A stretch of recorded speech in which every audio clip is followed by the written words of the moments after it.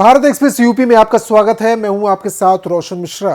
लोकसभा चुनाव की बात हो और उसमें उत्तर प्रदेश के बिना बहुजन समाज पार्टी और उसकी सुप्रीमो मायावती का जिक्र अधूरा रह जाएगा। खास तौर से जब बात दलित राजनीति की हो तो मायावती के नाम के बिना यह चर्चा अधूरी है। मायावती इस समय देश में दलितों की सबसे बड़ी नेता मानी जाती है। बीएसपी की पूरी राजनीति दलित वोटर्स के केंद्र में है। यही वजह है कि पिछले कई दिनों से इस बात की चर्चा है, मायावती को कांग्रेस गठबंधन में लाना चाहती है। मायावती गठबंधन के लिए जरूरी है, इस बात पर बाकायदा कांग्रेस के कोर ग्रुप की मीटिंग में चर्चा हो चुकी है। मायावती को इंडिया अलायंस में शामिल किया जाए और अखिलेश यादव भी इस बात पर राजी हो, लेकिन समाजवादी पार्टी इसके लिए तैयार नहीं है। साल 2019 के लोकसभा चुनाव में एसपी और बीएसपी ने दुश्मनी भुलाकर गठबंधन किया था। दोनों दलों को इसका फायदा भी मिला। मोदी की आंधी में एसपी बीएसपी गठबंधन ने 15 सीटें हासिल की। मायावती को 10 और एसपी को 5 सीटें मिली थी। हालांकि लोकसभा चुनाव के बाद ही मायावती और अखिलेश यादव का यह गठबंधन टूट गया और उसके बाद से दोनों दलों के नेता एक दूसरे को फूटी आंख नहीं सुहाते। कांग्रेस मायावती का स्वागत करना चाहती है और अब बीएसपी सुप्रीमो बहन मायावती ने भी इस मुद्दे पर चुप्पी तोड़ दी है।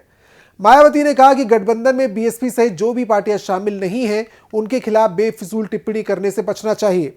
देश हित में कब किसको जरूरत पड़ जाए, मायावती के इस बयान से साफ है कि मायावती गठबंधन में जाने की सीधी चर्चा से बचना चाहती हैं। इसके अलावा सपा भी कह रही है कि मायावती के साथ जाने की जरूरत नहीं है। सोशल मीडिया साइट एक्स पर बीएसपी सुप्रीमो मायावती की ओर से जारी 2 पन्ने के बयान में मायावती ने कहा, जहां तक विपक्ष के गठबंधन में बीएसपी सहित अन्य जो पार्टियां शामिल नहीं हैं, उनके बारे में किसी को बेफिजूल टिप्पणी करने से बचना चाहिए, क्योंकि भविष्य में देश और जनहित में कब किसको किसी की जरूरत पड़ जाए कोई कुछ नहीं कह सकता और तब उन्हें शर्मिंदगी ना उठानी पड़े। हालांकि इस मामले में खासकर समाजवादी पार्टी इस बात का जीता जागता उदाहरण है।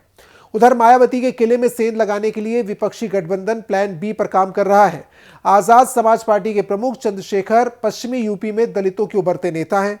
माना यह जा रहा है कि मायावती अगर शामिल होने से इनकार कर दे या किसी वजह से मामला फंस जाता है तो इंडिया में चंद्रशेखर की एंट्री हो सकती है।